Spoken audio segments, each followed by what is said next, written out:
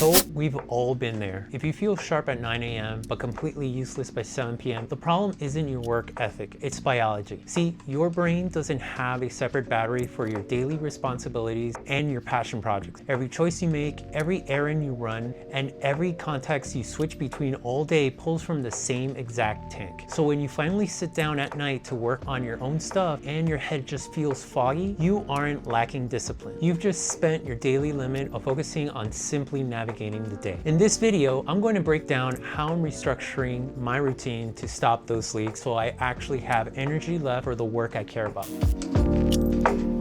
Here's what this looked like for me. I'll finish work, deal with deadlines, message, revisions, and just general life stuff. Then finally sit down to work on something for myself. And I wasn't physically destroyed. My brain just felt crowded. That's when I realized the issue wasn't that I didn't care. It was that I had already spent the best part of my attention. Think of focus like a resource. It's what you use to make decisions. Stay creative and even just keep your cool when things go wrong. And it doesn't just disappear all at once. It leaks out in tiny ways through every little interruption or notification. By the time you sit down to create or build something for yourself, your brain might still technically work, but barely. Everything is slower, more frustrating than it needs to be. Most people try to fix this by pushing harder, but if your whole system is already draining you, more pressure just burns you out faster. Instead of asking, how do I force myself to do more? I started testing ways to stop leaking energy before the day was over. The first thing I had to do was identify where my attention was actually going. A lot of mental fatigue comes from tiny withdrawals all day, task switching, feedback, emails, and small decisions. If you're a creative professional, this adds up fast because solving visual problems and managing taste decisions is already mentally expensive. So now, instead of asking, why am I not motivated? I ask, where did my attention go today? Once you can see the drain, you can start protecting against it. Before trying to become more productive, I had to stop making my baseline worse. If I sleep badly, skip meals, and expect myself to be creative at night, I'm setting myself up to fail.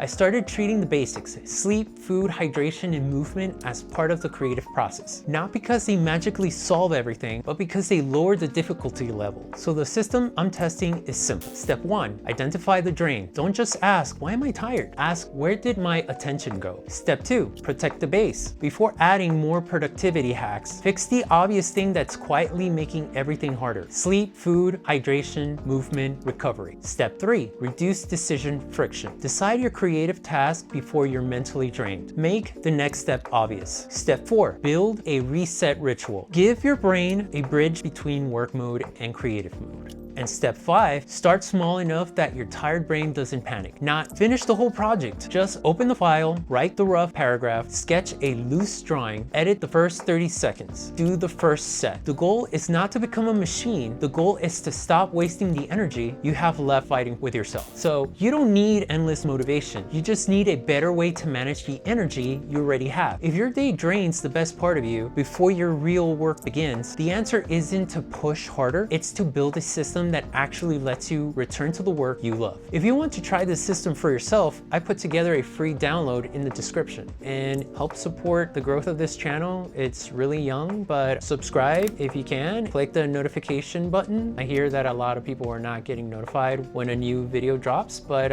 yeah, look forward to seeing you in the future. Until next time, bye.